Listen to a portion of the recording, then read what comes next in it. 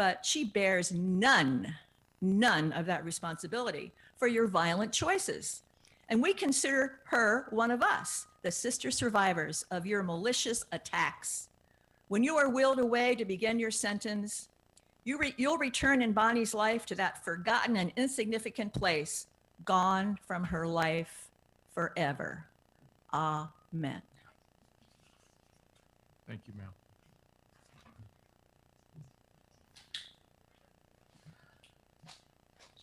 My understanding is we're going to go forward with San Joaquin County. Is that correct? Yes, Your Honor. It'll be San Joaquin County, specifically Jane Doe number 39 and Jane Doe number 17, and the representatives from San Joaquin County District Attorney's Office will be here. Very good. Thank you.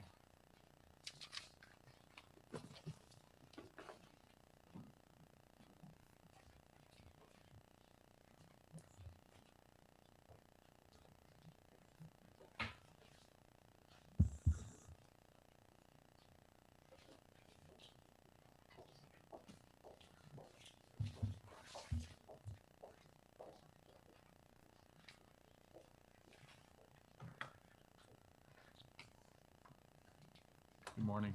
Morning, Your Honor. Let the record reflect, Mr. DeAngelo is present with counsel. Can the attorneys that represent the people from the County of San Joaquin please state your names for the record? Good morning, Your Honor. Tori Verber-Salazar, our District Attorney on behalf of the people of San Joaquin County. Christine Reed, Assistant District Attorney, San Joaquin County. Very good. Thank you.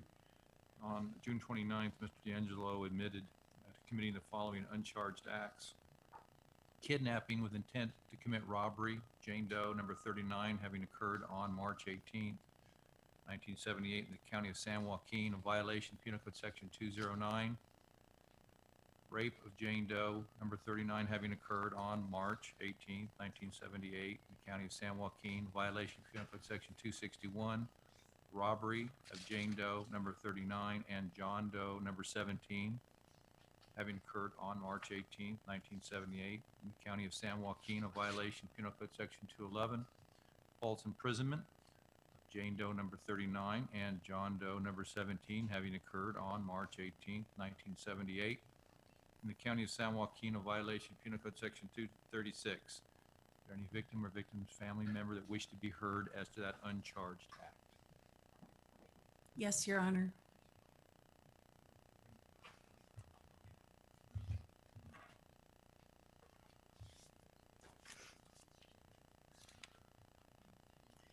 Your Honor, I'm Gay Hardwick, formerly of Stockton, California. While living there in the first home my husband and I purchased together,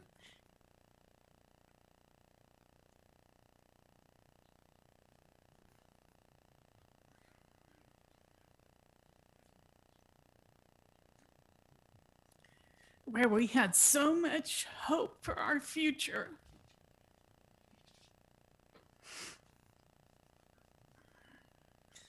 On March 18th, 1978, Joe DeAngelo attacked us while we were sleeping. He kidnapped me from my bed. He raped me repeatedly. He sodomized me. He forced oral copulation. He stole the few precious pieces of jewelry that I owned, which were gold rings given to me by my brother and my parents to commemorate my graduation from college the year before. I was the first girl in my family to graduate from college, and so those pieces were important to me. He ate from my refrigerator and he drank 2 beers while I lay bound and blindfolded, unclothed and freezing on the hardwood floor in front of an open door in the cold March night. He ransacked our home, and in between he tormented me with threats of death for me and my loved ones should I make a sound or resist in any way. The aftermath of this attack has been with me for 42 years. That's a very long life sentence for somebody who had done nothing to deserve such hatred and violence and desecration of my body.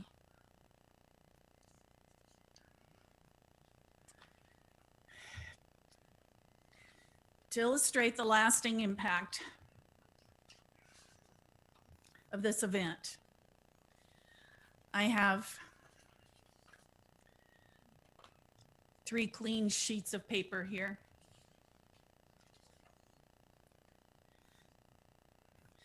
All 3, if they represent lives,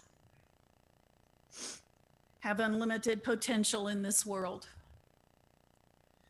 These paper lives might serve to hold the written formula of a life-saving scientific breakthrough, a beautiful poem, a soul-moving watercolor. Certainly they would carry words of love and comfort and encouragement and shared memories to their families, both the younger and the older generations. This life, paper number 1, was never touched by Joe DeAngelo. To this day, it remains clean and pristine and able to sweep itself clean of all of its previous endeavors and start new ones if it chooses. It served the world to its fullest capacity and still has much to give.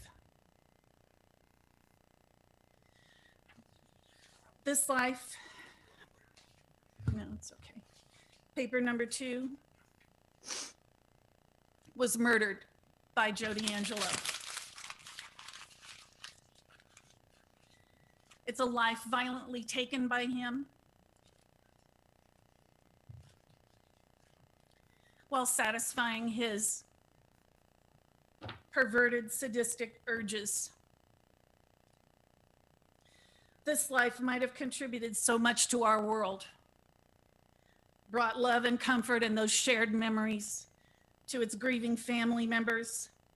But instead, this life, so full of potential, was turned into a broken dream, stolen from us all by this monster, leaving a void the size of the soul in the lives of all of those that loved that soul.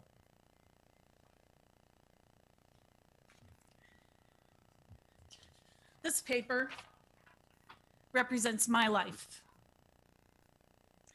On March 17th, 1978, it looked like this, ready to take on my hopes and dreams, my aspirations. At the age of 24, I was working as a marketing director and a broker for a real estate development firm. I had a lucrative income of my own. I was independent, and I had a bright future. I was deciding whether I might go back and get my MBA or whether I might go to law school. I was in love with a young attorney, my man from Kentucky here,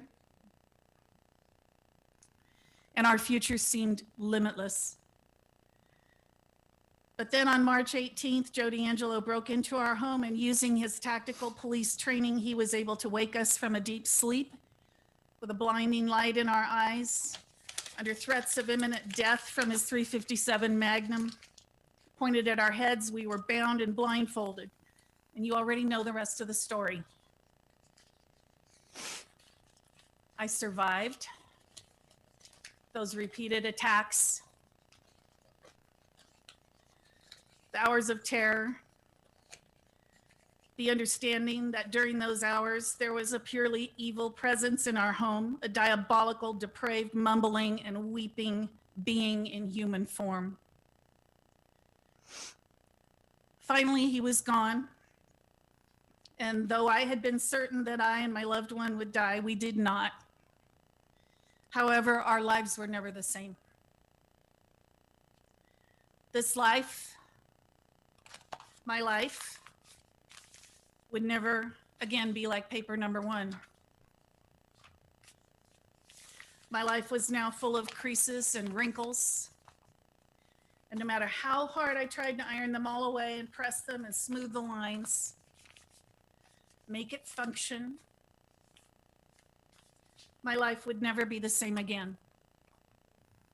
There's no way my paper life could ever again be like that paper number one. So what are these creases and lines? You may ask, why after 42 years can't I just get over it? PTSD has played a huge role. Some of the following are the effects of PTSD. First, the sociological impacts of sexual assault that actually influence the development of your PTSD. Victim blaming attitudes. The comments made by elected officials in our country in just the past few years. Clayton Williams of Texas. Rape is kind of like the weather. If it's inevitable, relax and enjoy it. Todd Aiken of Missouri.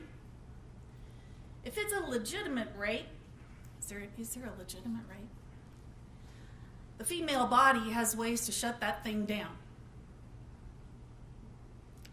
Rick Santorum, U.S. Senator, former U.S. Senator, and candidate for president.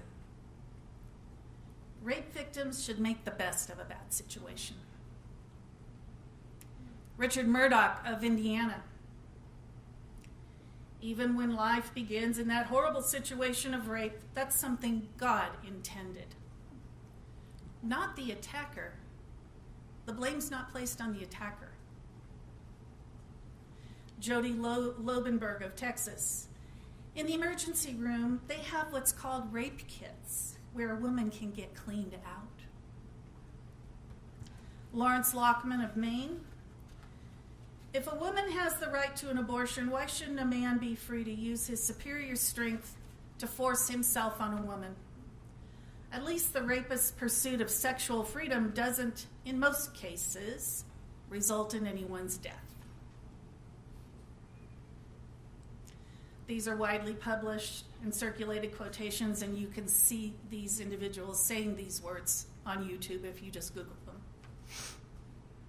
Expressions of ignorance such as these are so damaging to rape victims like me, and they serve to dismiss rape as some kind of boys will be boys transgression. Even as I was writing my statement, our present administration, through Betsy DeVos, has enacted into law changes to the Title IX protections for students K through 12 and college campuses that force victims of sexual assault to face their attacker and be cross-examined, which will most likely result in fewer rape victims being willing to report these crimes because they don't want to be traumatized a second time. The trusted advisor that's allowed to question these students can be, for example, the attacker's disgruntled parent. None of the new procedures are trauma-informed in any way. Victims are guaranteed that they may change classes or dorms to avoid their attacker, but again, these are victims, not the accused, being forced to make adaptations. What if this was your college or high school student? This is just where we are in 2020. We haven't come a long way. Interestingly, my personal experience has been that if I describe our attack as armed robbery, bound and held at gunpoint, people are usually supportive. They're so glad you weren't killed. They're understanding that they would have been also lucky to survive if they had been held at gunpoint and robbed. They don't ask, why didn't you fight back and stop the robber and save your money? Because they would have followed directions to save themselves too. But when it's rape at gunpoint, often the response is, I never would have let that happen. Really? There wasn't anything you could do? Just recently, someone asked me, how did you come to know this person? Which feels like they must think I had been engaging in some kind of risky behavior to bring this on myself. Where were you? What were you doing? What were you wearing when this happened? Are still so commonly asked. Then there's my personal favorite. Well, at least you weren't hurt. There are also those who just don't believe what happened really occurred, or that I must be mistaken. And you can see the doubt in their eyes. I don't know why that is, but it does happen.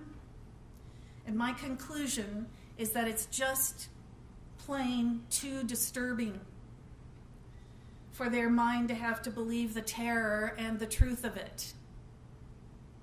Because then, if it could happen to me, it could happen to them. It could happen to anyone.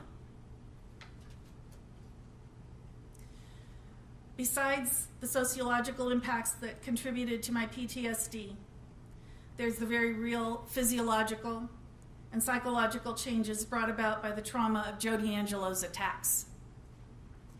There are the feelings of needing to always be hyper alert, nightmares, sleeplessness, flashbacks, social anxiety, inability to be or stay alone. Imagine not being able to enjoy a quiet moment by yourself. I became the Black Hawk helicopter of all parents. I remember an incident 2 decades after my attack where I thought I was fully recovered. My husband and 4 children were in Monterey on vacation, but I had returned to attend a mandatory evening class for my credentialing program. I was actually looking forward to some personal time alone. I had purchased Chinese takeout and I was ready for a well-earned quiet evening in our home. But as I sat down on the couch in my PJs to enjoy my food and watch a movie, my eyes strayed to the kitchen counter where there was a roll of duct tape sitting. And there were measured lengths set out ready for use. And my triggered response to this was the certainty in my mind that there was someone in the house ready to bind me with these tapes. I didn't know where they'd come from, and I ran to my car in terror in my PJs, and I fled to my dad's house, shaking, trembling, and where I spent the night in my father's care in my childhood bed, while my takeout was left to spoil on our family room table where I left it. And this was 2 decades later. As it would turn out, I would later learn that while I had left earlier on vacation with 3 of our kids, my husband had come along a few hours later, staying to coach a junior basketball league for one of our kids. Not yet having uniforms, he had used the duct tape to fashion numbers for their t-shirts. And what I had seen were the remnants of his efforts. But for me, returning to attend my class, it was the kind of stupid, brain-triggering event that could still plague me so many years later. There are chemical changes in the brain that can damage the hippocampus. The neural and endocrine systems are affected. The body has higher levels of cortisol. Adrenaline rushes.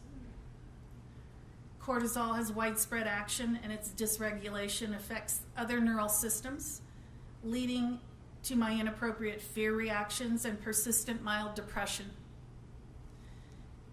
And that can sometimes escalate. I still don't know how much my immune system has ultimately been damaged. These things don't ever really go away. Just when you think you're okay, a triggering event can occur, and you find yourself right back in the middle of a panic attack or an unreasonably aggressive response to something relatively minor, or a series of unexplained and unrelenting nightmares. PTSD, a rewiring of my central nervous system, as my psychiatrist described it, contributed to a lot of these creases and wrinkles in my life. Other things, such as trust issues, body image issues, lost opportunities that I just didn't have the energy to pursue any longer, such as law school or graduate work, are also a part of my wrinkled life. I left my career because I could no longer cope with the stress and anxiety of traveling and being exposed to so many strangers on a daily basis in order to do my job. I stayed home for 10 years, where I felt safer. Finally, at the age of 42, I entered a teacher credentialing program and became an elementary school teacher. At least I wasn't afraid of children. I used all my energy to keep my dream of marriage and family strong, and I built the best second career I could for 21 years before retiring. But it shouldn't have been this hard. I shouldn't have had to make constant adaptations to compensate for the wrinkles and the creases on my life's page. My choices should not have been impacted by this devastating event in my life. It's taken all my energy to make this page function and achieve. Still, I've written a good life on it, a happy family on my page, and I've been married to a saint of a man here for 41 years as of yesterday. Through it all, he has supported me emotionally, physically, financially, and in every other imaginable way through our life together. Because that's what a real man does. Around 2012, nearing the end of my teaching career, I was suddenly contacted by Paul Holes, who was an investigator with Contra Costa County. This was when I learned about the murders that had been committed and their connection to the East Area rapist attacks. I had never heard from my local San Joaquin County law enforcement again at all since the week of the attack in 1978. It was a terrible shock, but I agreed to cooperate with him the best I could as he convinced me that the case was solvable. Previously ironed out wrinkles in my life resurfaced as I dredged back through my traumatic memories in an effort to help law enforcement find the perpetrator of these crimes. If Stockton law enforcement would do nothing with my case, maybe this guy from Contra Costa could. In my heart, I never could get over the feeling that my attacker was still living among us, enjoying his life scot-free while I struggled to make the most of my damaged life's page. And he was. It wasn't easy to dig back 35 years, and it caused both my husband and me additional anguish. But if he could be caught, I reasoned it was worth it. Then came the arrest. No one from my jurisdiction had the decency to let me know that Joe DeAngelo had been arrested. My 2 adult daughters found out from the news media and called me. Again, another traumatic development. Then ensued these past 2 years of realizing that victims in some jurisdictions are kept fully apprised of the developments in the case, while my experience has been deflection by my local officials, refusal to press the very charges Joe DeAngelo has now admitted to, and massive communication failures. Every contact with my local officials up to the announcement of the plea deal has been initiated by me, not an email or a phone call, unless in response to my own efforts to stay informed. For the past 2 years, I've had to advocate for myself and inform my own deputy district attorney of developments in the case that she had not been informed of. But thanks to the strong network of survivors in Sacramento, Ventura, and Contra Costa, I was. All of these things have affected my life by causing additional stress and anxiety, as I clearly saw how victims were treated differently depending on their jurisdiction. And I've had more conversations lately. It's not just San Joaquin County. It's other outlying counties too. The lack of cooperation between jurisdictions that has been mentioned by many members of law enforcement, such as Carol Daly and Detective Crompton, was real in the 1970s. And my experience is that it is still quite evident today. Don't get me wrong. I am pleased at the final resolution of this case, the guilty pleas and the admissions of guilt that are so very important to all of us survivors. But my point is that I know many of the victims personally, and we all know that some of us have not been treated equally. We can and we should do better.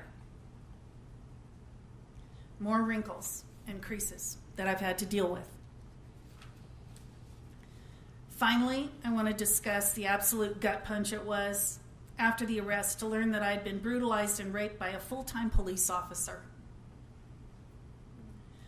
I've always had great respect for our officers and the work they do that endangers their lives every day. I've managed to continue to trust in them.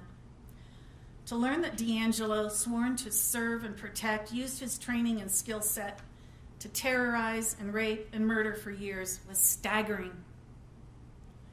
Not only that, but this devious psychopath pursued a Bachelor of Arts degree in criminal justice, not to serve and protect others, but to enable him to be a very prolific, self-preserving criminal. He sought employment in the field where he would be least likely to be suspected.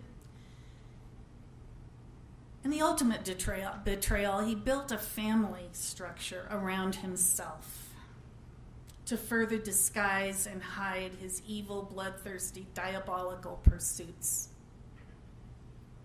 And I feel so badly for his daughters and his granddaughter. This epiphany exposed his betrayal not just of me, but of every single person in this room who has devoted their life to law enforcement and the legal system. He has purposely defecated on almost every single tenet and principle that normal people would hold in the highest regard. I find it so ironic that DeAngelo sits in these proceedings one after another, relying on the very professionals, the judge, the attorneys, and officers, to protect and defend him, that he has betrayed and disgraced. I have one final paper to share with you.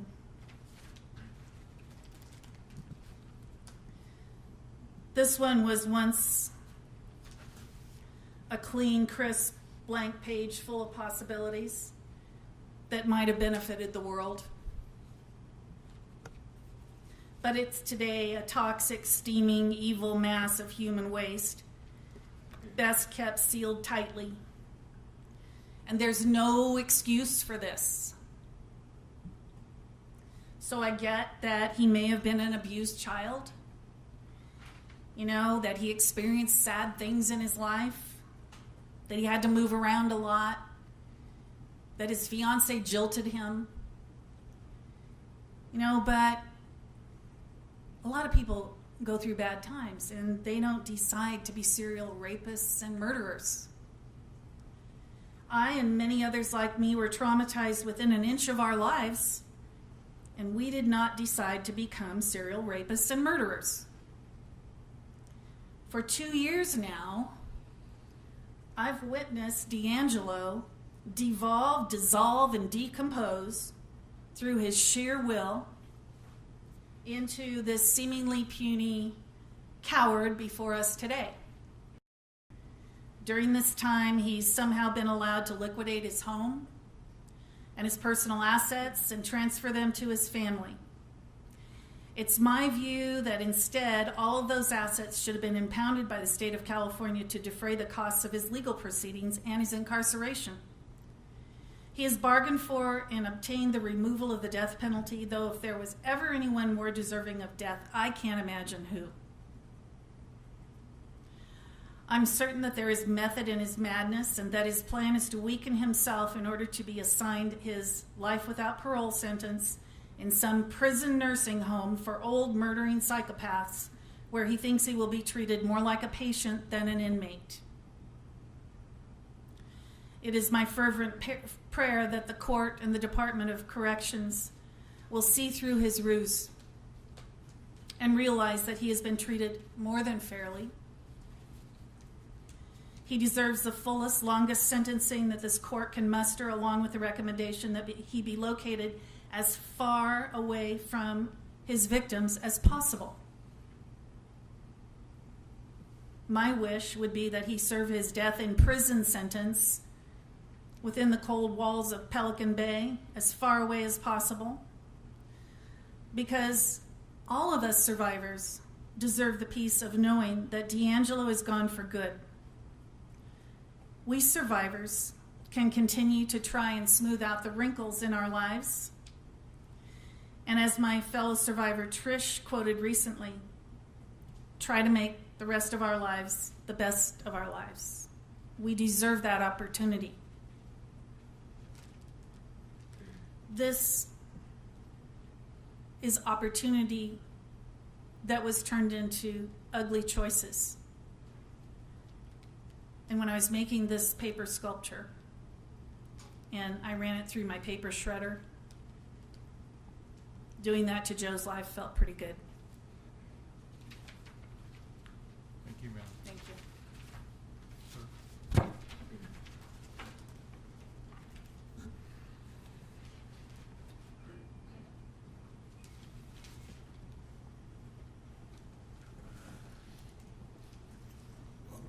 My name is Robert Hardwick, and this is my beautiful wife, Gay, who I love today as much as I did when the attack took place. On March the 17th, the day of the attack, I was living with my beautiful girlfriend in a home we had just purchased months earlier. We had not yet married. I had graduated from the George Law School, and I had worked about a year and a half as a public defender in San Joaquin County. I progressed on to, I left the public defender's office I took a job with one of the best private attorneys, a small firm in Stockton, and I worked directly under Mr. Maxwell Freeman, who I consider one of the best attorneys in San Joaquin County. My wife-to-be had graduated from UOP, and she was working as marketing director. At the time, on March the 17th, before the attack, we felt like all young people want to feel, to be successful, to be productive, and to be moving forward with somebody you love. We had all those things. Then on March 18th, 1998, Joe DeAngelo appeared in our life. He broke into our home. He tied me up at gunpoint. He assaulted and raped Gay repeatedly. It was terrifying for me because I was totally helpless. I could do nothing to protect her.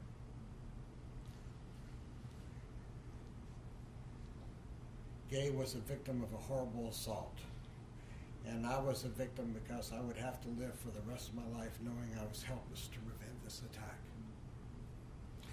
After attack, we would go to bed at night hoping to get a complete night's rest. However, if we heard anything in the middle of the night, we would proceed to our friend's house a few doors away where they would welcome us on their couch in the family room. So we could be able to feel halfway safe and be able to work the next day. This house happened countless of times in the months that followed the attack. We could never feel secure in our own home. So finally we decided it was futile and we put the house for sale. We moved to a new home the next year. We got married and we had our first child. That first child was approximately 3 years after our attack. The marriage is about a year and a half after the attack. Even after the birth of our first child, my wife, Gay, was having severe anxiety problems and stress levels.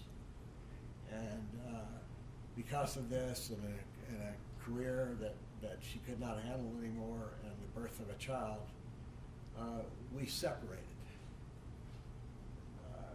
We lived apart for approximately 6 months.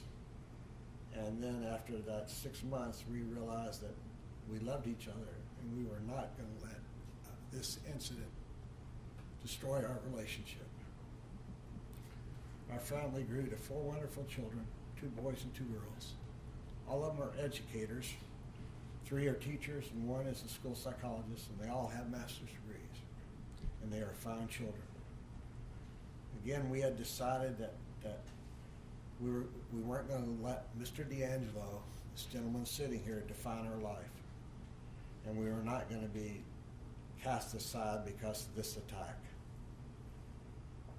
The hardest thing for me over the years was for me to observe my wife having anxiety attacks and panic attacks, knowing there was absolutely nothing I could do except to support her. I can't erase her traumas. Joe Angelo is an animal of the worst kind. How the Lord could create such a horrible human being, I do not know. At the June 29th hearing, I was horrified, hearing in detail the crimes and the violent acts that were committed against so many people and their families. I wish I could do something to eliminate their grief, but I can't. However, I do have one recommendation to the court. I think everybody here, if you're involved in athletics or anything, have played fantasy golf, fantasy baseball, fantasy football. Well, I have a fantasy sentence for Mr. DeAngelo. And the fantasy sentence is, and I know the court can't do this, grant this wish, but this is my fantasy sentence, that Mr. DeAngelo be incarcerated in the toughest prison in the state with the worst of inmates. He not be in a medical facility, he not be in solitary confinement, and he not be under 24-hour protection. And that at least 3 or 4 nights a week, magically, inmates can gain access to his cell. He can be awakened in the night by masked inmates with a bright light pointed in his face, so he cannot realize what is going on. These inmates will then be carrying shanks. They wouldn't have a knife in jail, wouldn't have a .357 Magnum that was put to my head or her head. They would have shanks that would be made in prison. Mr. DeAngelo would be bound, blindfolded, stripped, and forced to lay on a cold cell floor for a period of 2 to 3 hours. His attacker or attackers would repeatedly rape him, like these women were raped. And in between the attacks, these rapists would sit there, have a cold drink, maybe a Dr. Pepper, like we were heard Mr. DeAngelo likes, a Coke, a beer, etc. They will also have their favorite Subway sandwich. Could be a ham, turkey, or a combo sandwich. Then after the rapes would take place, Mr. DeAngelo would be forced to turn over and set up and orally copulate his attackers, just like he had these women do. Every woman and every attack on every woman was the same. During the attacks, he would be told if he didn't comply, he would be killed. This threat of killing would be idle in my mind because I wouldn't want to give him the easy way out. I not want him to die. I would want Mr. DeAngelo to suffer for the rest of his life like the victims, the rape victims, have suffered the last 42 years. The purpose of him knowing every morning when he got up that because the attackers were masked like the women's were, he would not know who was his friend, who was the attacker. He would be in the same position as the women that he attacked. I would like Mr. DeAngelo to go to sleep at night not knowing whether he was going to have a good night, meaning no attacker, or a bad night, attackers. It is imperative for justice to be achieved and these attacks continue for the rest of his life, which statistically would probably be no more than 10 to 15 years because of his life expectancy. That's far less than the 40-plus years that the victims have suffered terror. Like my wife has suffered with this for going on 42 years now.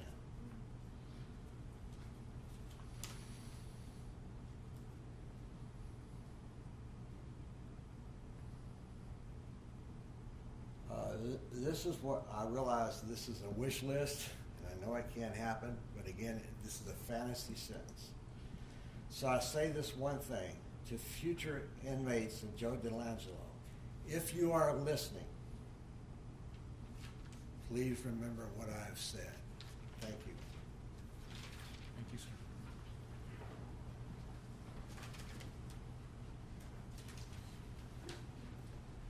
I believe the next county to be heard is Alameda.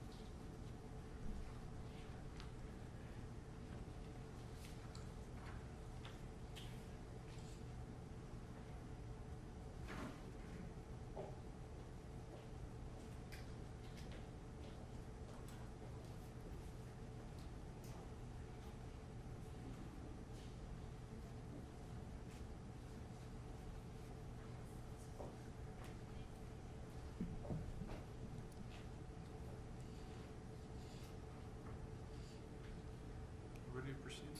Yes, Your Honor, we are ready to proceed to Alameda County. And I see that it's listed as District Attorney Nancy O'Malley. Will she be joining us? No, Your Honor, I will be reading on behalf of Alameda County District Attorney's Office and the victim in that case. All right, very good. This is, we're on calendar here to hear victim impacts as to Alameda uncharged acts. On June 29th, a defendant admitted to committing the uncharged acts as follows, kidnapping with intent to commit robbery of Jane Doe, number 50, having occurred on April 4th, 1979 in the county of Alameda, in violation of Penal Code Section 209, rape of Jane Doe, number 50, having occurred on April 4th, 1979 in the county of Alameda, violation of Penal Code Section 261, robbery of Jane Doe, number 50, and John Doe, number 22, having occurred on April 4th, 1979 in the county of Alameda, violation of Penal Code Section 211, false imprisonment of Jane Doe, number 50, and John Doe, number 22, having occurred April 4th, 1979 in the county of Alameda, violation of Penal Code Section 236. My understanding, Mr. Ho, you will be reading a victim impact. Is that true? Yes, Your Honor, this is a statement of Robert Brooks from Alameda County. Thank you. To whom it may concern, I feel that confronting Joseph DeAngelo in person would be the wrong move for me. I would think it would be a waste of my time. I believe he is a cold, stone predator and feels no remorse for his crimes. Why feed his knowledge that he is still in the heads and tormenting his victims? The innocent lives that he took and changed are still affecting all the families that were directly affected by his crimes, even all of these years later. Children, brothers, sisters, grandchildren, cousins, in-laws, and family friends. Even the law enforcement personnel that were involved in the case. One person changed all these lives. Look at the communities where these crimes occurred. All of these people are now changed, and their lives have been changed. He took the innocence and comfort of living in what most thought were safe, good neighborhoods. One man took all of that from all of these people.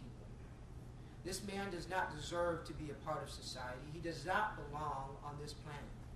He forfeited those rights years ago. He showed no remorse, no regard for others. To give him any more attention, to spend any more time and money to keep him alive is a travesty. Those funds could be used for other worthwhile causes. My impact statement is, Joseph DeAngelo has earned the right to die. Robert Bob Brooks. Thank you, Counsel. Does that conclude the victim statements from Alameda County? Yes, Your Honor, it does. And the next set is from Yolo County, and we have a victim advocate who will read that statement when Your Honor is ready. All right. Are you representing Yolo County? Yes, there's the advocate that will represent Yolo County now. All right. So let me make a record as to the uncharged acts from Yolo County. On June 29th, Mr. DeAngelo admitted to the following uncharged acts: kidnapping with intent to commit robbery of Jane Doe, number 43, having occurred on June 24th, 1978 in the county of Yolo, violation of Penal Code Section 209. Rape of Jane Doe, number 43, having occurred on June 24th, 1978 in the county of Yolo, violation of Penal Code Section 261.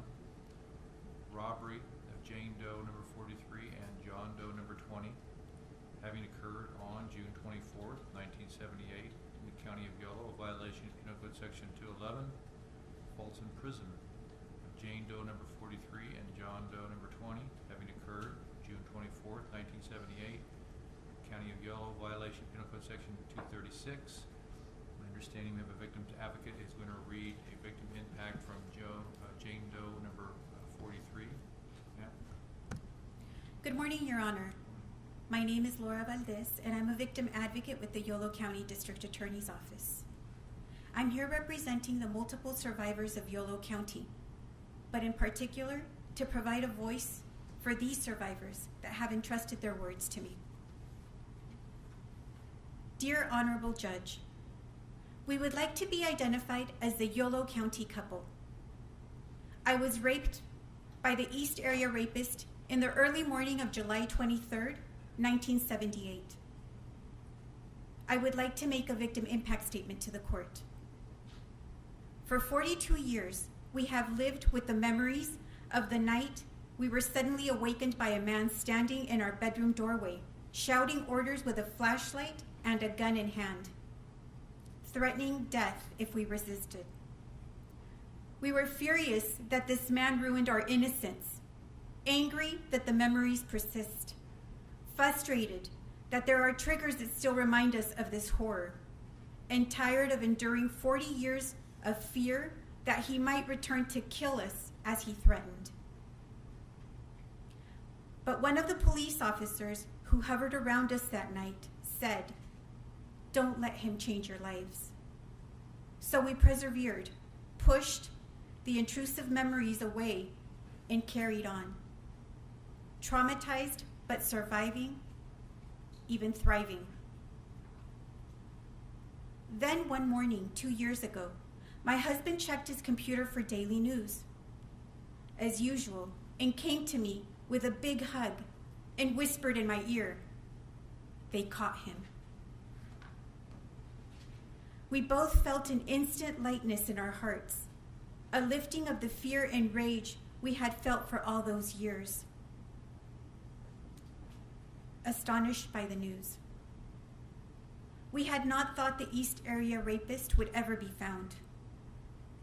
We want to thank the whole law enforcement team, especially the Sacramento County District Attorney's Office, for their persistence in trying to find this perpetrator who caused so much trauma and grief for us and for so many other victims. They did not let the cases be forgotten.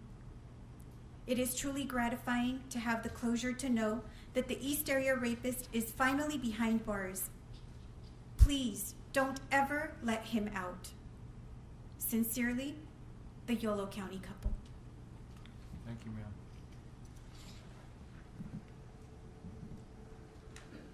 We're proceeding to Santa Clara. Yes, Your Honor. And in regard to Santa Clara, there is a representative of the Santa Clara District Attorney's Office here as well. All right, very good, thank you.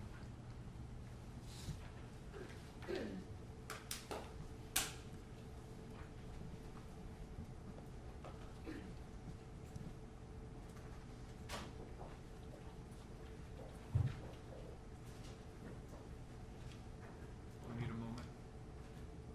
Yes, Your Honor, we'll need a moment to bring in the victim. Very good, thank you.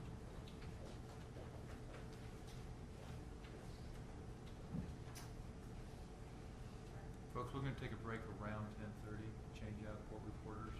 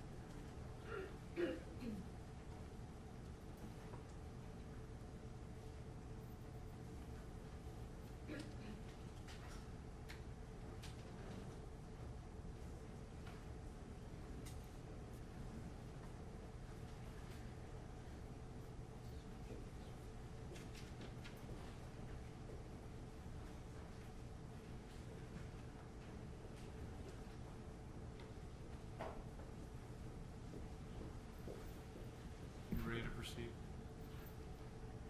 Yes, Your Honor. Right. We're on the calendar here to hear from the victims or victims' family from Santa Clara. Mr. DeAngelo is present with counsel. Can I have the representative from the County of Santa Clara please state her name? Yes, good morning, Your Honor. Assistant District Attorney Terry Harmon on behalf of the people, County of Santa Clara. Good morning, ma'am.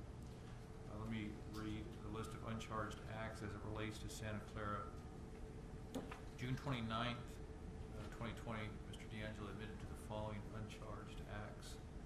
Kidnapping with intent to commit robbery of Jane Doe, number 46, having occurred on December 2nd, 1978 in the County of Santa Clara, violation Penal Code Section 209. Rape of Jane Doe, number 46, having occurred on December December 2nd, 1978 in the County of Santa Clara, violation of Penal Code Section 261.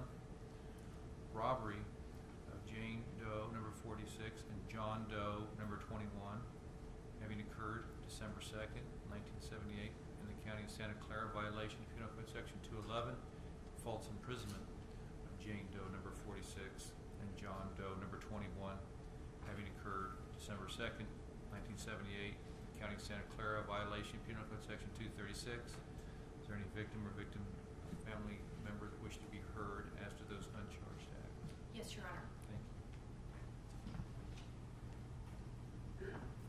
Thank you. Your Honor, I would first like to address the trial process. There has been a tremendous lack of communication since the arrest. I have never been informed of the developments in this case, such as the hearing, dates, time, and where. I might have attended. Never an email, text message, or phone call. All communications were the result of my initiating contact with victim advocates in Sacramento. I never received any information from the Santa Clara DA. It is wrong that victims in other counties were left in the dark, while Sacramento victims were fully informed all the time. This was very unfortunate. Now, I would like to address Mr. DeAngelo.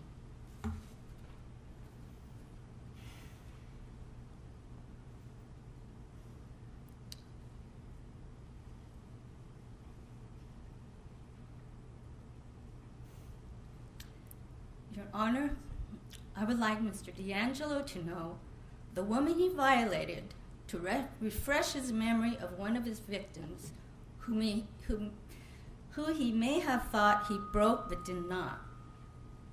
My name is Joanne Meow.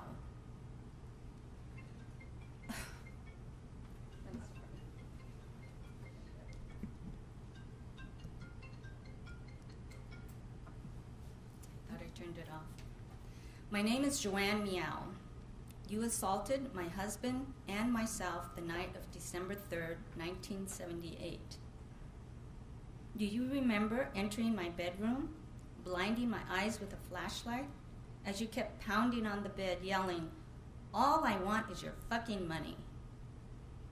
Do you remember me screaming at the top of my lungs and you yelling and screaming at us that you had a gun and you would shoot us? Do you remember me flinging my body on top of my startled husband to protect him from you? Do you remember tying our hands and feet so tight with many of our own shoelaces? Our hands and feet were numb for many, many, many weeks afterwards. Do you remember going into our kitchen and tearing up kitchen towels to blindfold us and gag us?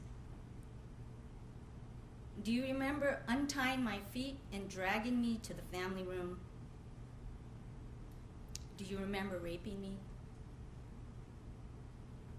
Do you remember holding a knife to my throat as you stuck your disgusting penis in my mouth? What I really wanted to do was to bite your penis off your body. But my hands were tied behind my black back, blindfolded, and with that knife at my throat. Well, Mr. DeAngelo, you victimized me, but I am not a victim. I want to tell you what I was constantly thinking during the rape itself.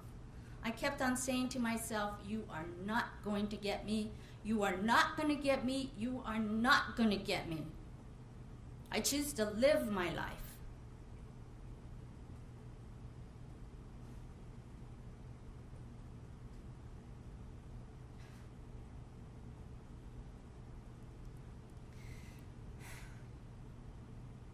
You are just one of those weak, powerless men who use their physical strength to hurt women.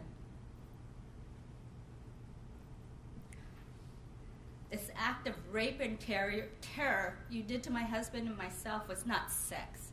It was totally a power trip. To what, pray tell? To ruin my life? To make me afraid of life? To make me afraid to be alone? To make me distrust men?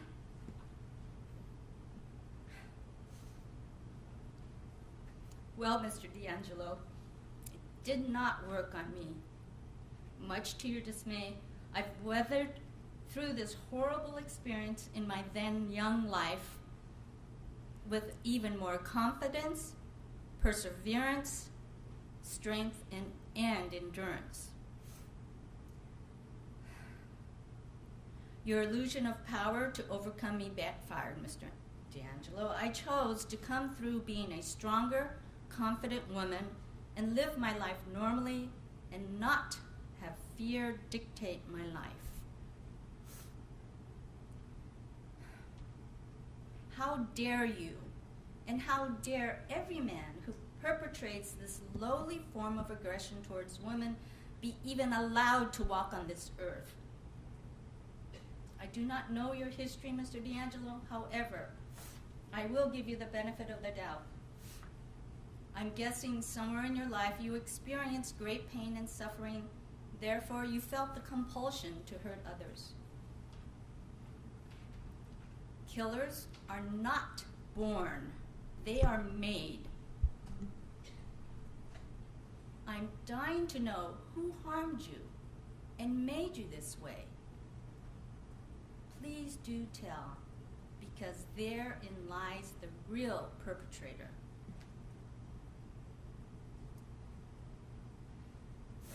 As for forgiveness, I am not there yet and not sure if I can ever get there.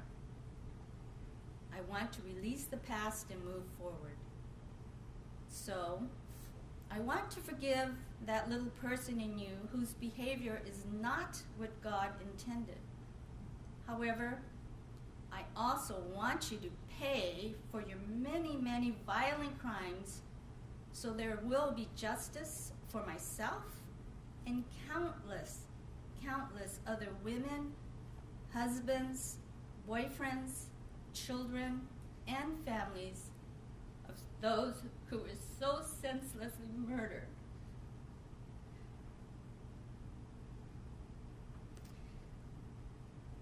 Joseph DeAngelo, whether you understand or acknowledge the depth of your depravity, it doesn't really matter. What matters is that you will spend the rest of your life in prison, and I survived. I'm a survivor who became very resilient and a very, very fortunate human being. Thank you, ma'am. Thank you, Your Honor. Thank you. Is there anybody else wish to be heard as to that uncharged act? No, Your Honor. Thank you, counsel.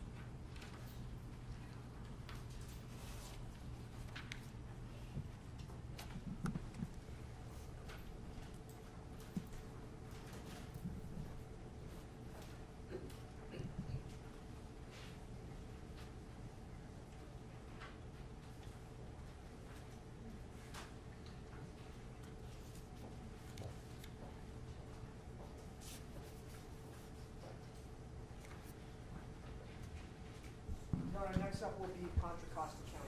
All right, very good. Thank you. May we have a moment, Your Honor, set up? Certainly.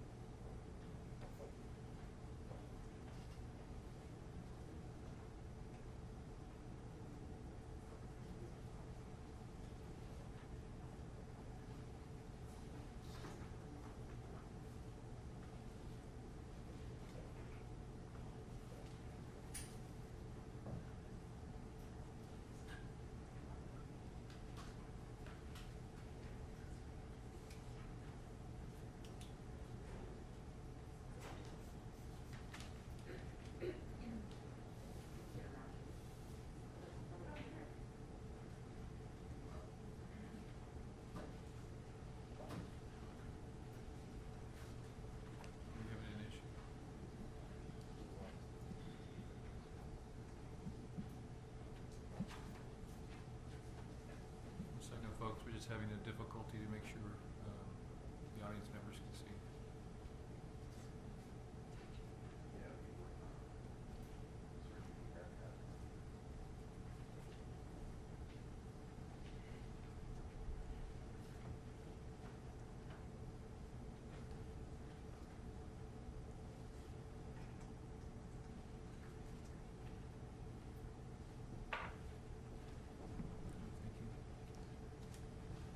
We're on calendar here, and we're scheduled to hear from the victim's family involving crimes and uncharged acts committed by Mr. DeAngelo in the county of Contra Costa.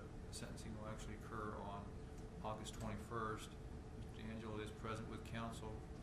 Can I have the attorneys that represent the county of Contra Costa please state your names for the record? Good morning, Your Honor. Dinah Beckton, District Attorney, representing Contra Costa County for the people. Good morning, Your Honor. Chief Assistant Venus Denise Johnson, Contra Costa County for the people. Good morning. On June 29th, Mr. DeAngelo admitted to the following uncharged acts. Rape of Jane Doe, number 47, having occurred on December 8th, 1978 in the county of Contra Costa, violation of Penal Code Section 261. False imprisonment, Jane Doe, number 47, having occurred December 8th, 1978 in the county of Contra Costa, violation of Penal Code Section 236. Is there any victim or victim's family member or member of the victim's family that wish to be heard as to that uncharged act?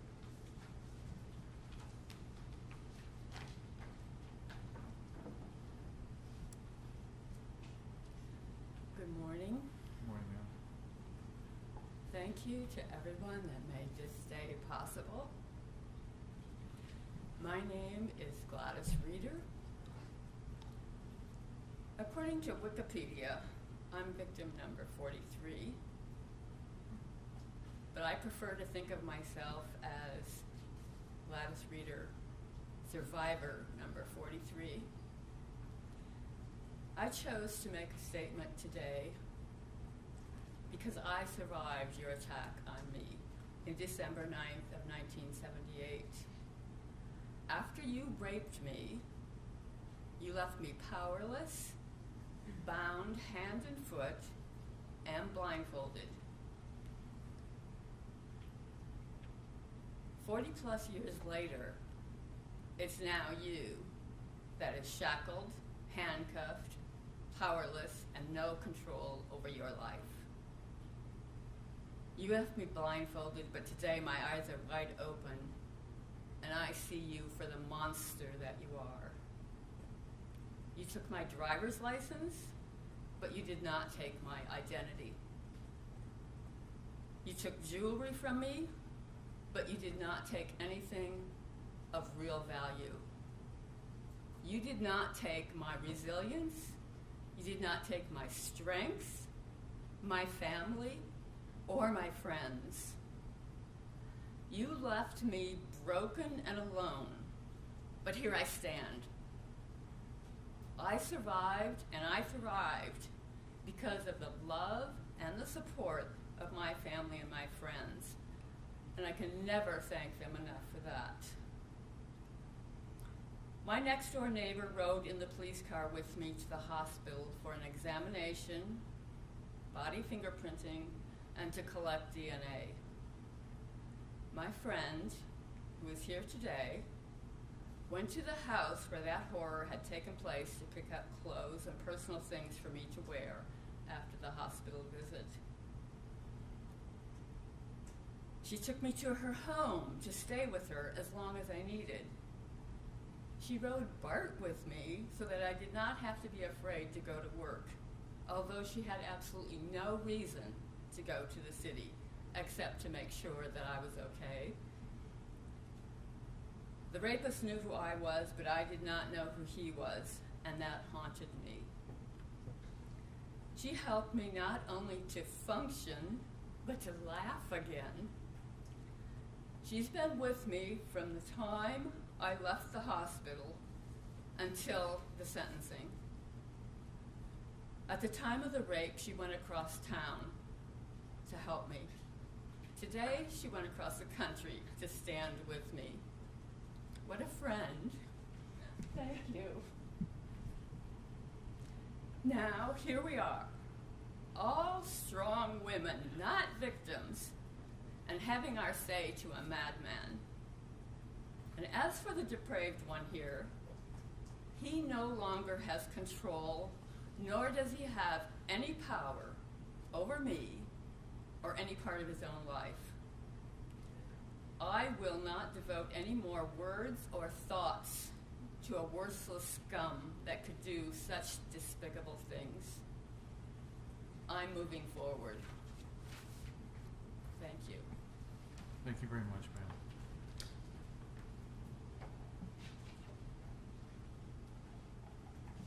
We're ready to proceed to the next charge. Yes, sir. All right.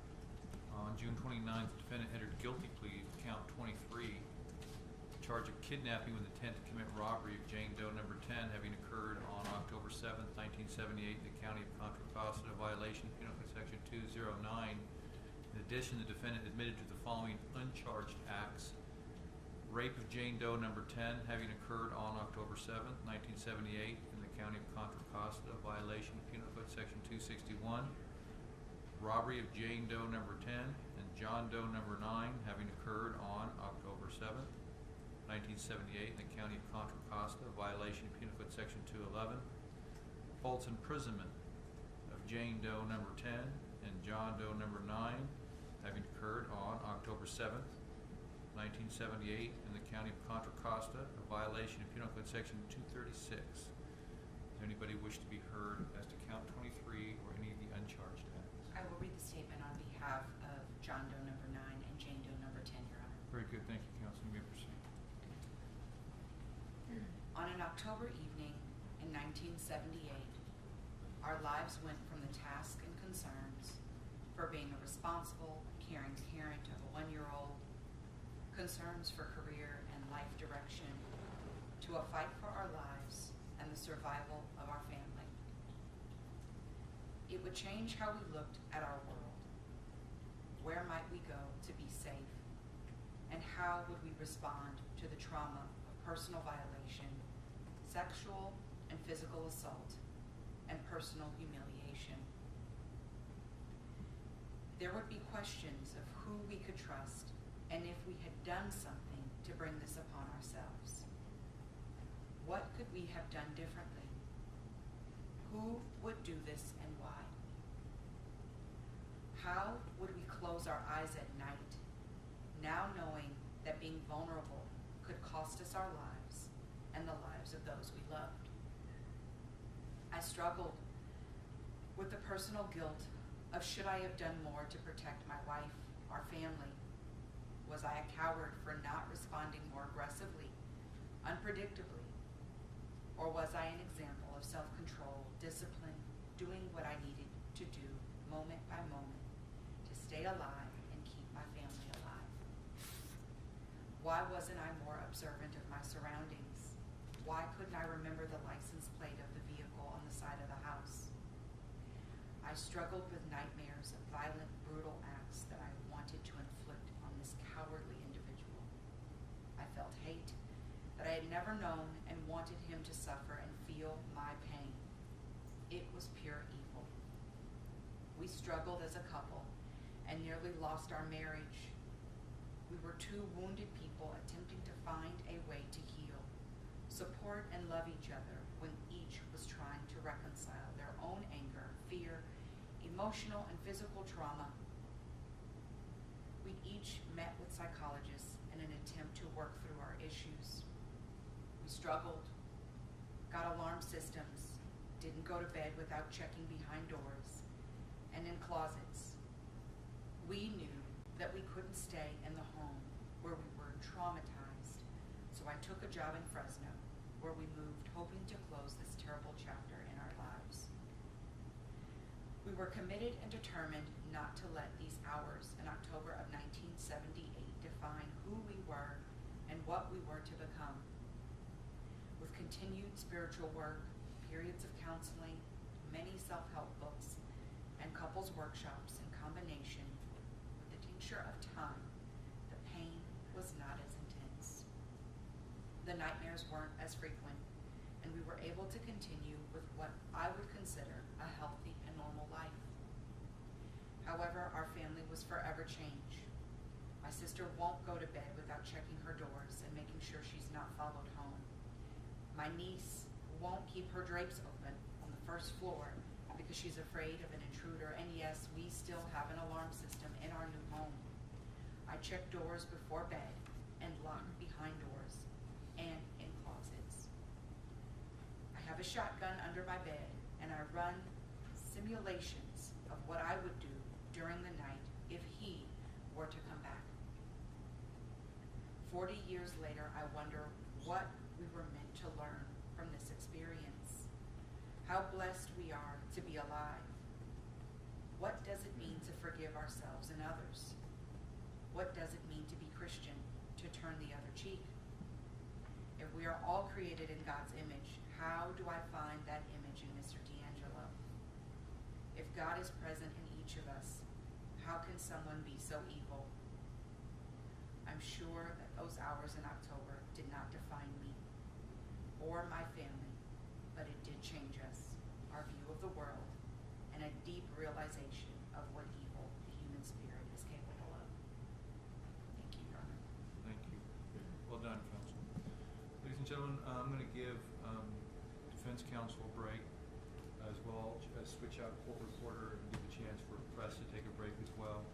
It's approximately, let's call it 25 after. We'll try to reconvene 20 to 11. We'll proceed until we're finished. We have approximately a couple more incidences to hear from, and then we'll have a full day tomorrow. Thank you. We're recessed.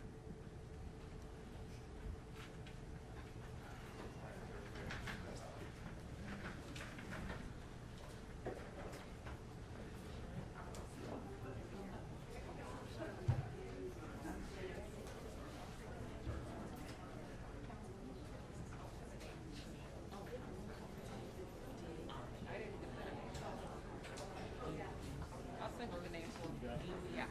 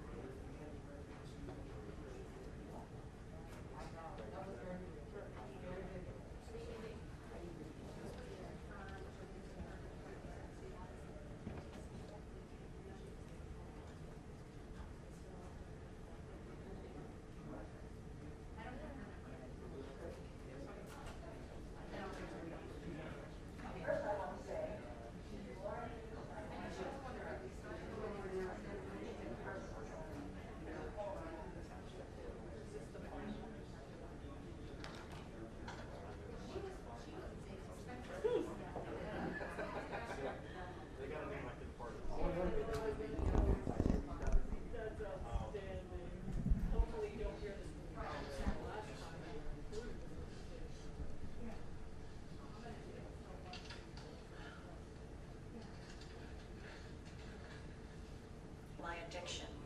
Immediately threatened to kill us.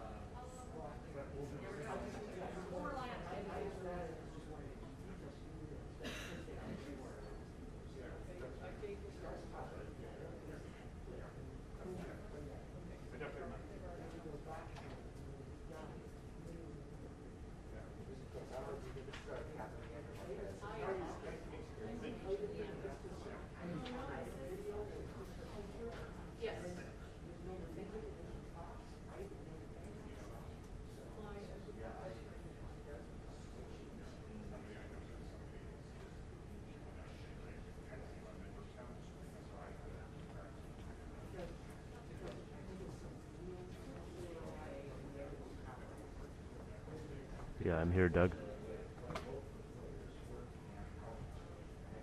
Do you hear me?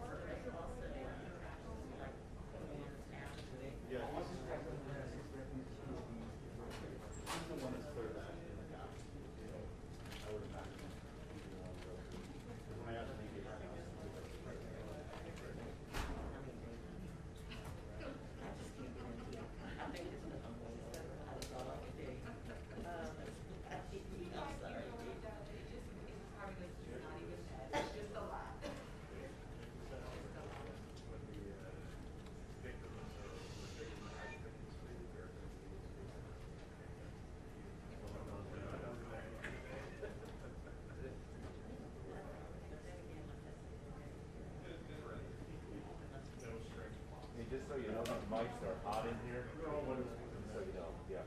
They're going out over here. These aren't. I'm hearing somebody talking, so it's going out. You hear someone here?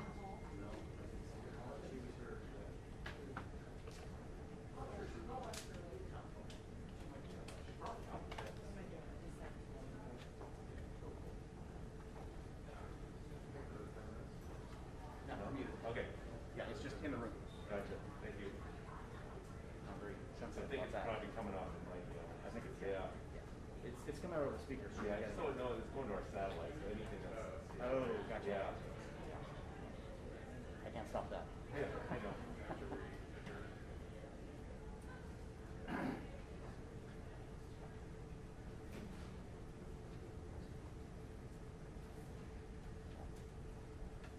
Are you good, sir? Is the judge in here? Ask him how long he's. With the flower dress, it's next to Bonnie. Okay. Yeah. Start breaking. Introduce Bonnie. That's Jane Parsons. Oh, that's right. And then that's why I was trying to pay attention, because I knew she was bringing Bonnie, and then you guys selling the Bonnie something. No. Alton, so UEL. Say it again.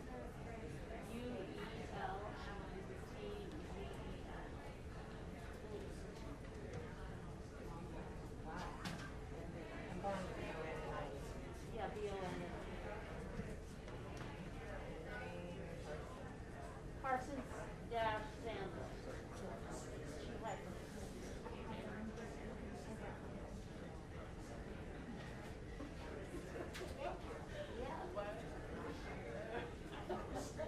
you know if there's somebody else coming up that's gonna be. Like that? Yes.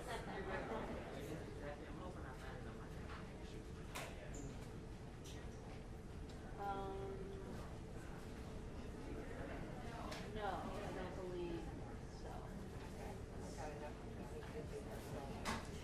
for a long time. Yeah, I mean, I would have said, I guess, Bob and Dave, you saw them. Oh, yeah, I gotta get one of them. Is Paul Holt supposed to be here today?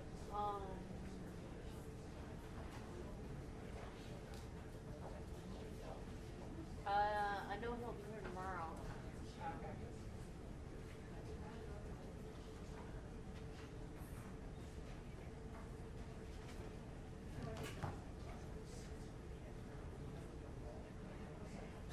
As well, perhaps Larry Crumpton and Larry Poole and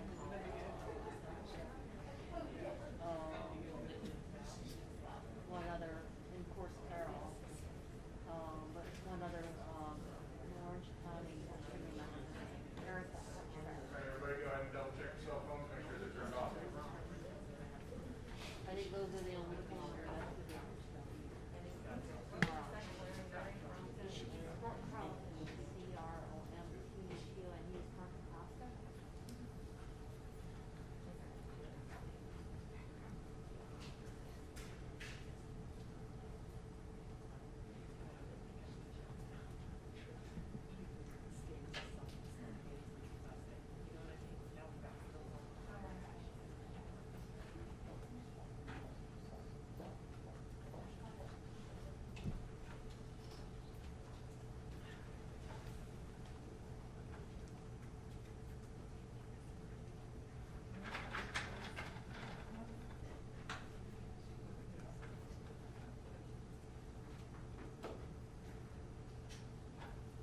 Okay, please remain seated and come to order. Department of Employment is back in session.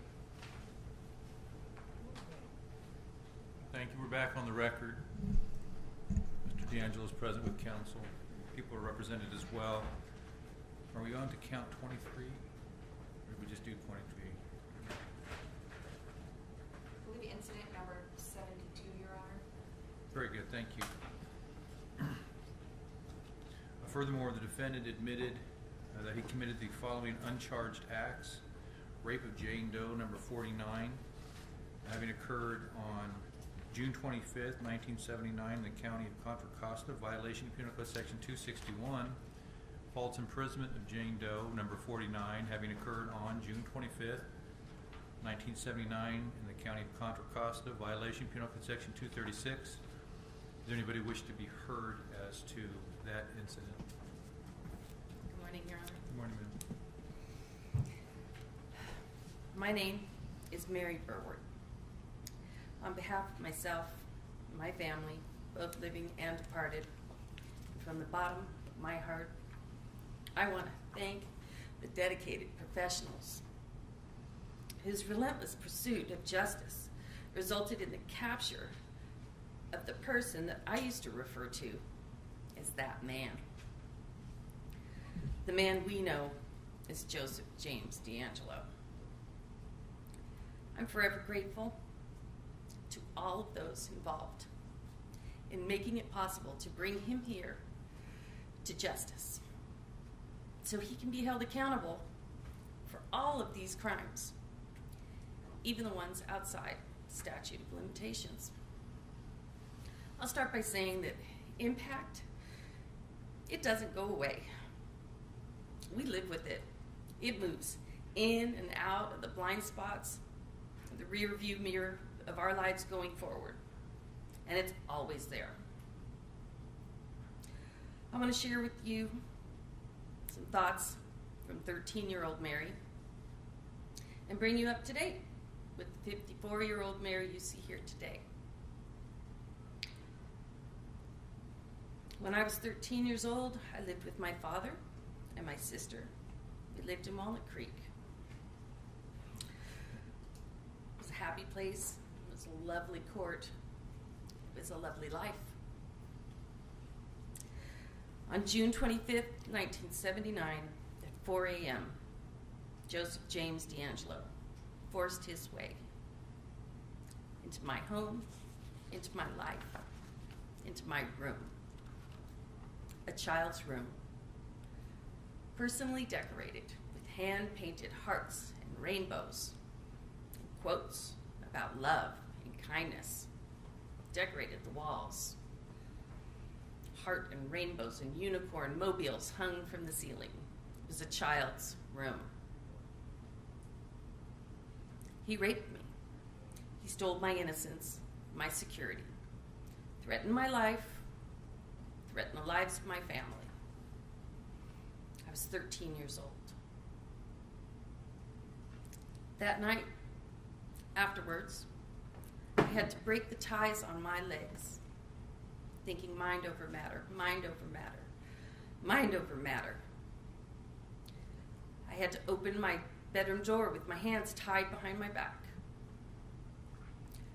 The whole time thinking I had to go through my father's door and tell him what had happened. I ran to his door with my hands still tied behind my back. Daddy, I've been raped. He flew out of his bed. He started crying. I had never seen him cry before. Never. He called the police, and I was taken to the hospital. No 13-year-old should have to find out what a rape kit is. And then it turned out I had been ovulating. So steps were taken to prevent a pregnancy. My home was a crime scene, so I couldn't go home. I didn't want to go home.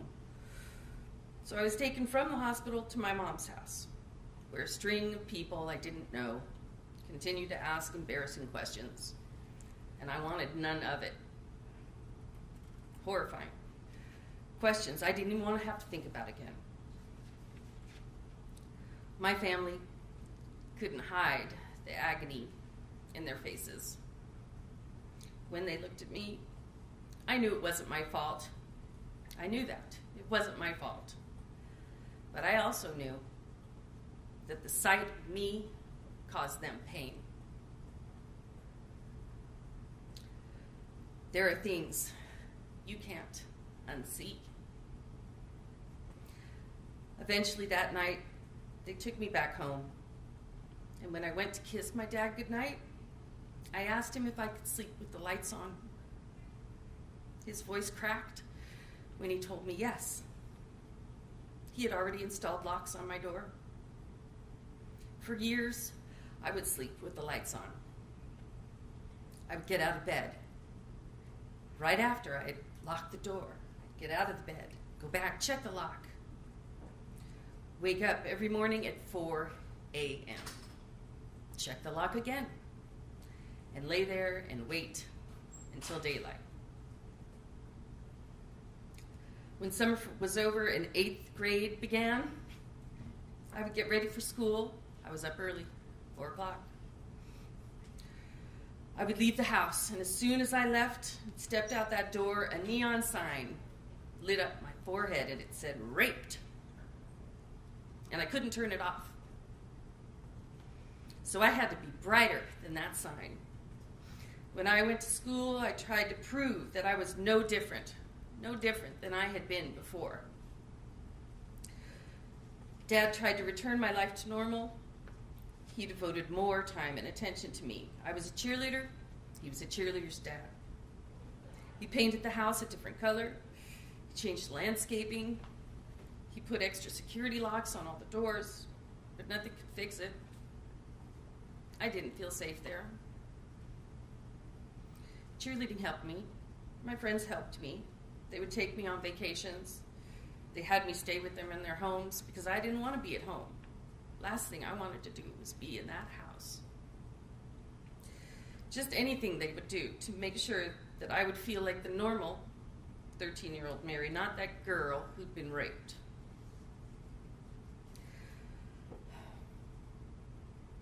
My dad and I were so proud of my sister. She joined the Navy. But that left just Dad and I in the house, and I didn't want to spend time there. I transferred to a different high school district so I could start fresh. My mother took me in, and we arranged for an inter-district transfer. I figured that the more people I met, and the more friends that I made that didn't know what happened to me, they would eventually add up and outnumber the friends that did know.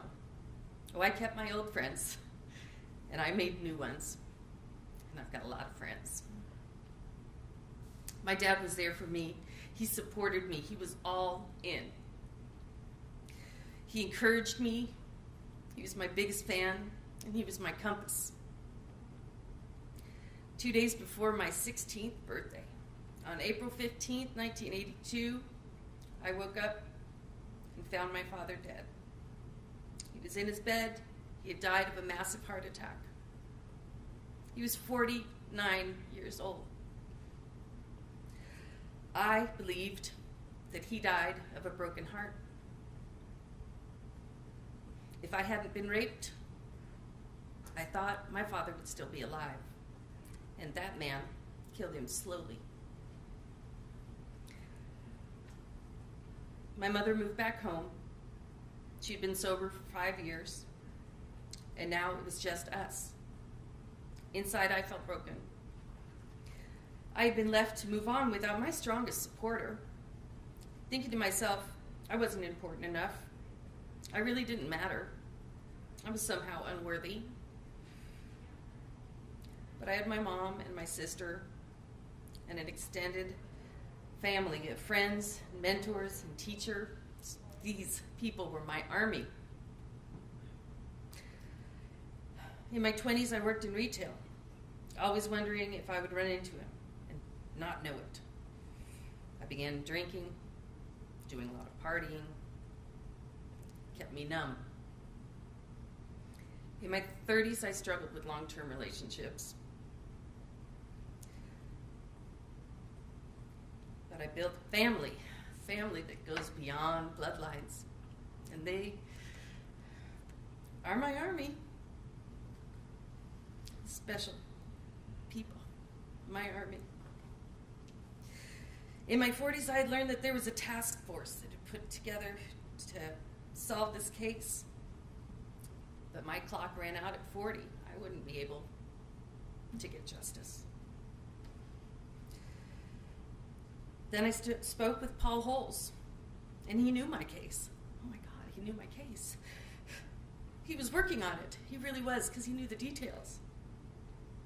We spoke several times, and he really gave me hope that one day that man would be caught.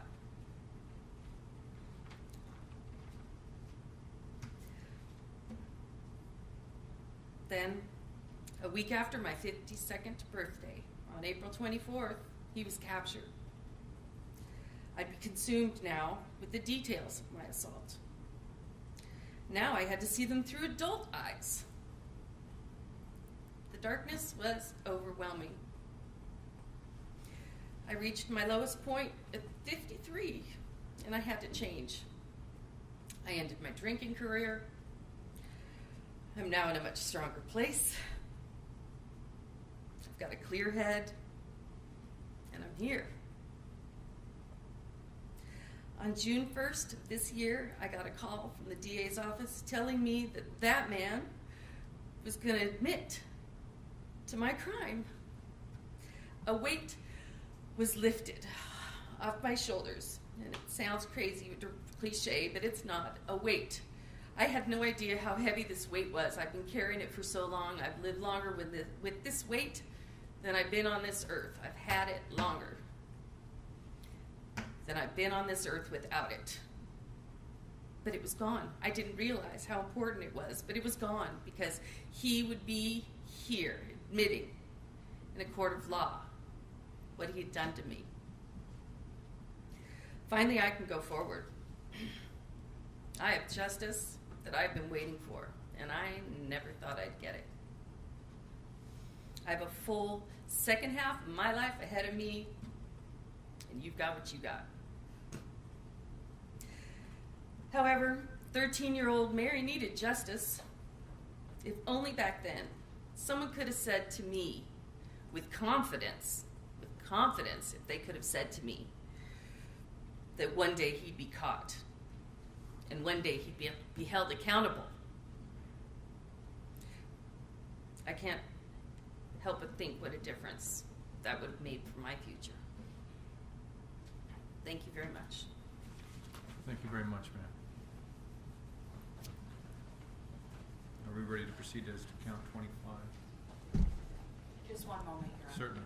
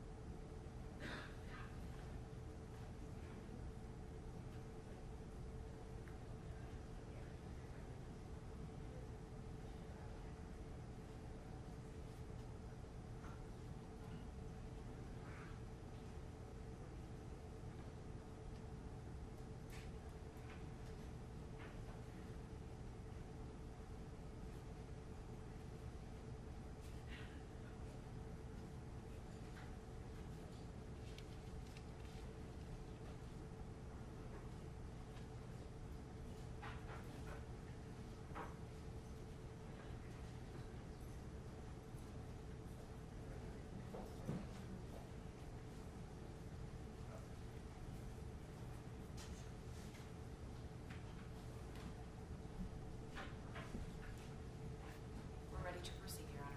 All right, thank you very much. This is count 25. Mr. DeAngelo has entered a guilty plea to the charge of kidnapping with intent to commit robbery of Jane Doe number 12, having occurred October 28, 1978, in the county of Contra Costa, violation of Penal Code Section 209. In addition, the defendants admitted to the following uncharged acts: rape Jane Doe number 12, having occurred on October 28, 1978, in the county of Contra Costa, violation of Penal Code Section 261, robbery of Jane Doe number 12 and John Doe number 11, having occurred October 28, 1978, in the county of Contra Costa, a violation of Penal Code Section 211, and false imprisonment of Jane Doe number 12 and John Doe number 11, having occurred October 28, 1978 in the County of Contra Costa, violation of Penal Code Section 236. Is there any victim or a member of the victim's family wish to be heard as to count 25 or any of the uncharged acts?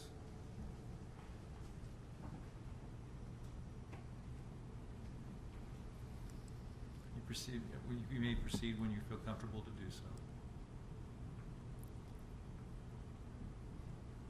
On October 28, 1978, I was 23 years old, married with a 3-year-old son.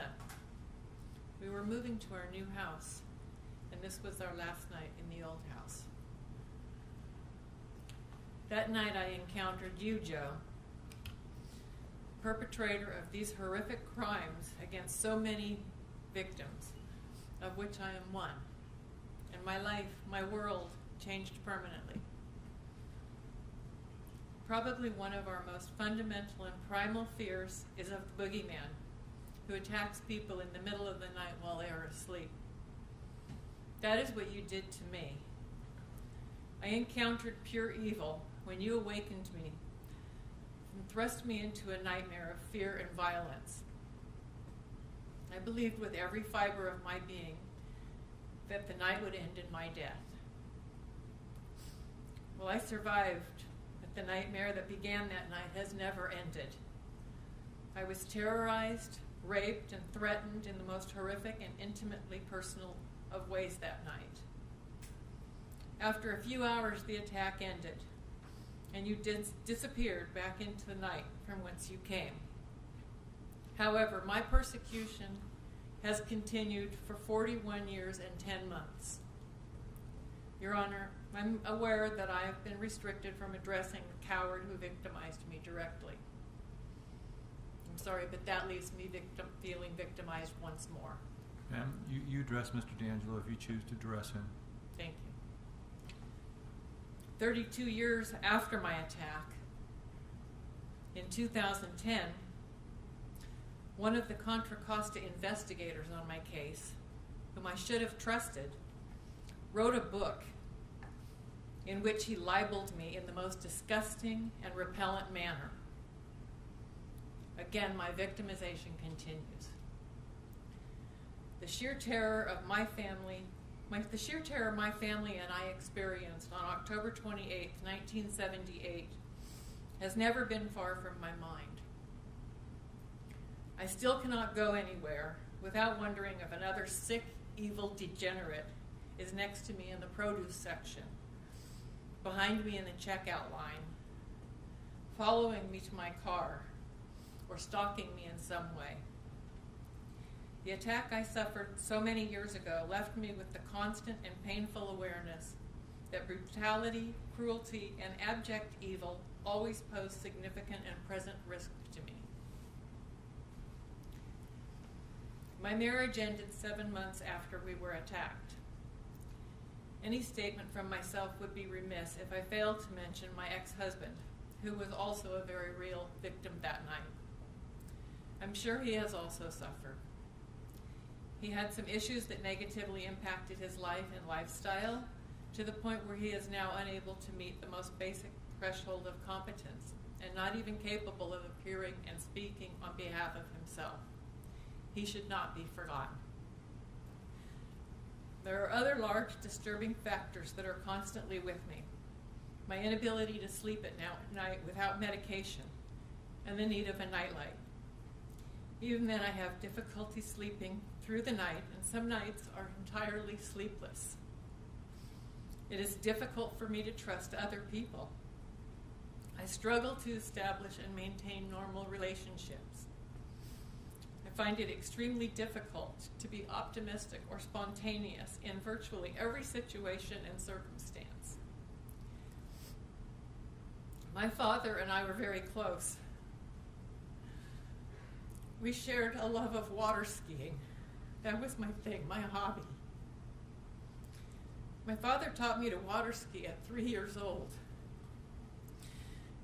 The night that you violently attacked me, you mentioned seeing me at the lake, and that I looked good.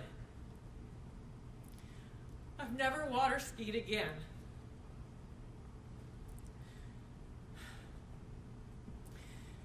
Meanwhile, your chosen hobby of murder, rape, burglary has continued unabated for years. You destroyed the life that I had and blithely continued your crime spree without missing a beat. Where is the justice in that? Over the years, I have often thought about a day like this. What do I want out of this? What do I want your punishment to be? Is there a penalty, a punishment that could satisfactorily address the horrible crimes committed by you against myself and the numerous other victims? I doubt that. Joe, on October 28th, 1978, you terrorized me and my family. Well, I am here. I am free to leave this courtroom and lead the life I choose. You are going to spend the rest of your miserable life in a cage in the company of other evil men, degenerates who, like yourself, have been found unfit to live amongst the rest of us in normal society. While you struggle with the very real challenge of attaching any meaning, any substance, or finding any joy in the existence you will have, I will begin to live a happy, productive, fulfilling life in which hopefully I can regain my capacities of enjoyment, optimism, and the deriving of pleasure. A life in which evil is given the widest possible berth and the fear insidiously instilled in me by you no longer has any place. You will not defeat me. You will not break me. You have not ruined my life, and you will not. Ultimately, it is your own life that has been destroyed, and the lives of your family that have been forever damaged by your actions.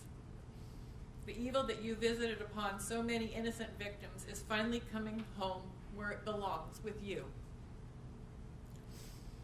Perhaps the most I or any of DeAngelo's victims can hope for is that he be put away to never harm another person, put away to be excluded from the privileges of living in our civilized society.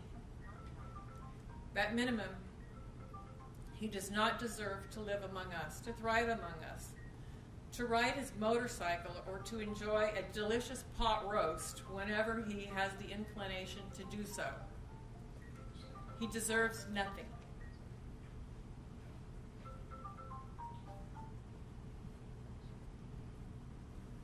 Sorry, ma'am. Continue, please.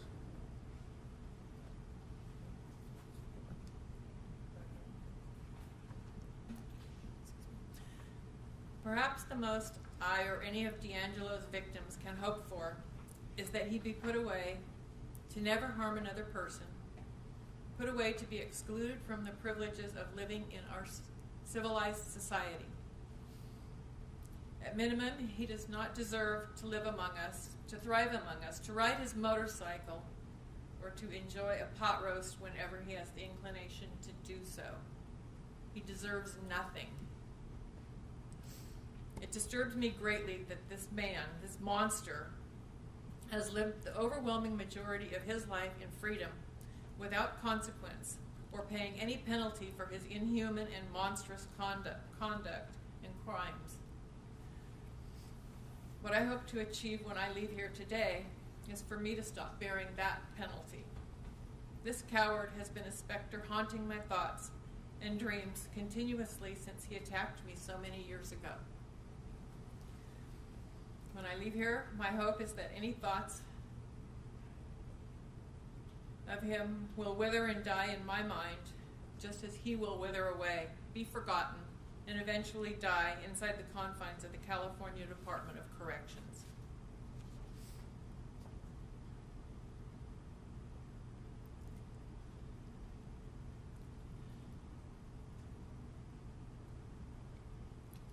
I am one of the lucky ones today because I am here.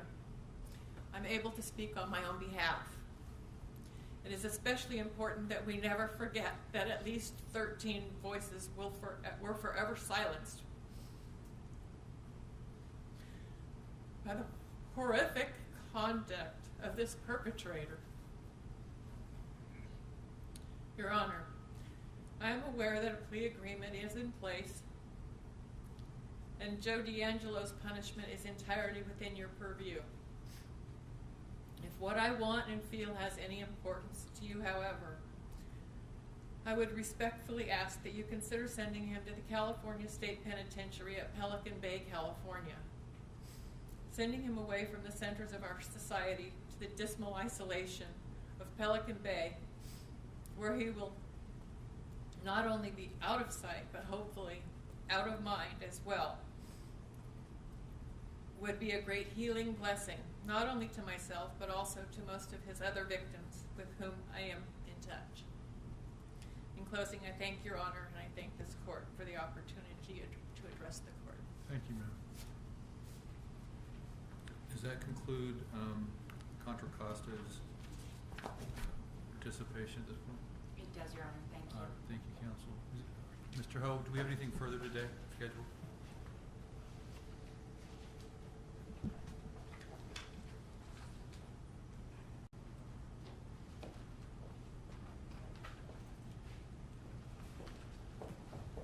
Your Honor, we have no further victim impact statements this morning. We do have a full day of impact statements all set for tomorrow for the homicide cases and the homicide victims, Your Honor. That's true.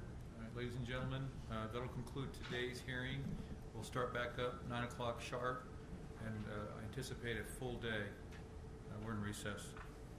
The attorneys stay seated, please.